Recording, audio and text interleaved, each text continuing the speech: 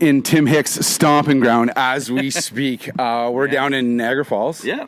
Thanks so much for inviting us down here. My pleasure, man. This is great to have you. You know, we're playing in a ball diamond that you actually played ball at growing up. Yeah, for a lot of years, yeah. Yeah, I played traveling ball when I was growing up. I didn't play hockey, you know, which is hard for a Canadian. I played a lot of road hockey. Sure. Right? But my dad played junior B. He was an enforcer and hated it. And so I think between him and my mom, they decided, you know, he should go into piano lessons, which worked out. But I played baseball in the summer. I was a huge Toronto Blue Jays fan growing up in the heyday of, you know, Kelly Gruber at third base and John Olerud at first base and Jesse Barfield and George Bell and all those guys. The big names. Yeah, man, from back in the day. So I was inspired by all that, and I wanted to play ball. And so, you know, we spent a lot of time playing here. It started over on this diamond when we were real small, and then, of course, moved over here. And so, growing up in Southern Ontario, what was it like? You know, you're only an hour away from Toronto. Were you able to get to concerts in Toronto, or when did that start for you? Well, that started later. I was probably 14 the first time I saw a concert by myself without my parents in Toronto. That is, which is crazy when I think about it now. You know, I think like the way I remember it, my buddy and I took the train in to Toronto and met his uncle or something. It's like, what? I wouldn't let my 14-year-old son do that in this day and age. But back then, I think I was a smooth talker enough that I talked my mom into it.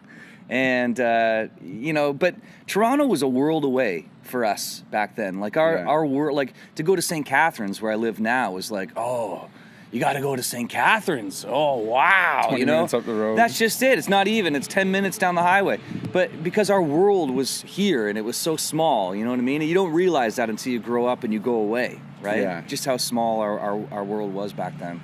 So the new album, Shake These Walls, I know we talked a bit about it at Boots and Hearts. Yeah. We were just on the cusp of it coming out a month prior. Yeah. What's it feel like to finally get it out? Oh, you know, and huge relief. Yeah. Huge relief to get it out and have positive feedback. You just don't know, man. Like in this, like, it's the entertainment business. People's tastes change, and you know, as artists, we all want to stay relevant, but you just can't. Eventually, things are going to change. In fact, I talked to Colin James about that, and he said to me it was hard for him at a point where FM didn't care about what he was doing now. They just wanted to play Just Came Back to Say Goodbye, which for him, you know, you could tell that there was a point where he was probably frustrated with that, and I'm sure we'll all be, you know, as we cross that thing.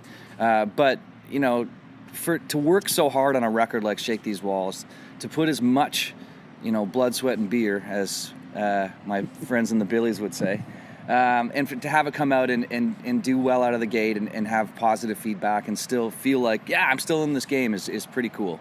Now, putting this one together, you didn't have any necessarily brought in songs. Everything you co-wrote. Well, we did. We did. That's the thing. It's like I made it a goal of mine. Like I think we talked about this before. Like I was just obsessed. I became obsessed with the idea of writing all the songs. That's not to say that my team wasn't out looking for songs. They were, and we had outside songs in the mix. But when all was said and done, and we had our final blowout argument, you know, at the label, which songs were going to get cut, the 10 songs that were standing were songs that I co-wrote. So that was a big deal for a guy like me, man. Like, you know, I still feel relatively new on the scene at the national level, that is, and you know, new to being an artist. I mean, I've been writing songs a long time, but not good ones. You know what I mean? It takes a long time to figure out how to write good songs, you know? And you got to write a lot of songs to get those gems that you want to cut in a studio, right? So this one has 10 songs. Yeah. Was there like a number that you could sit back and say, I wrote 30? I wrote 70. There you go. 70 songs, man. I mean, I had 2 playlists going. Each had 35 plus songs on them. Yeah. And I would swap them back and forth. And then I had a third playlist that I kind of made of the demos to kind of hear, because that's the thing when you make a record, right? Like you might have a really great song or a song that you think is really great, but it just doesn't fit in with the rest of them. And so for me, how I balance that out is I make playlists on my phone and I play them in my truck while I'm driving in, you know, to write and try and really think about that day. Like, what am I missing? What's this playlist missing? You know, do we need a ballad? Do we not need a ballad? I don't know, so that kind of helps me in the process. I know I got the album a couple days early, had a chance to listen to it, and literally the minute the last song played, I sent you a message. Yeah. And told you, like, Forever Rebels, hands down, favorite song on the album. It's my favorite song. You had said that it was one of your favorite, excuse me, one of your favorite songs you've ever written. Yeah. Maybe tell me the story behind that one in particular. Yeah. I know it's not a single, but not right now. Yeah, but hey, you never know. And for me, that song, what I've been saying about it, which is the truth, is that I've never put so much truth in a song before, and it was just stuff that I wanted to say. Like, it was hard for me growing up around here, wanting to do music.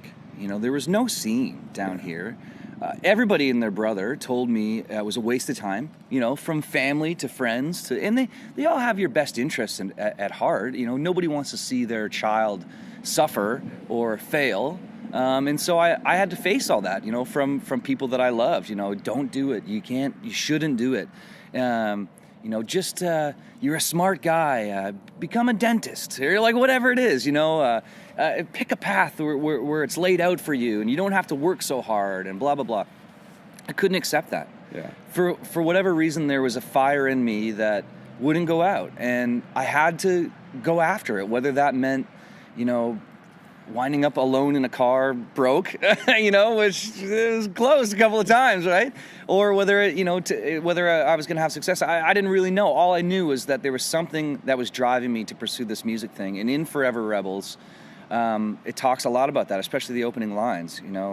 How dare you step out of the lines? How dare you step out of the box? Just be thankful for what you have.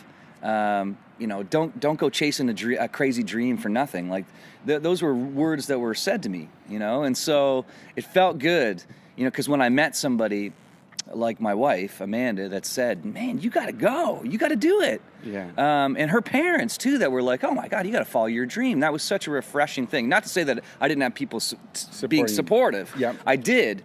But in those dire moments, it was that kind of influence from them that really kind of kept it going. And Forever Rebels is really about anybody that has tried to chase a dream where people have said, don't do it, you're silly.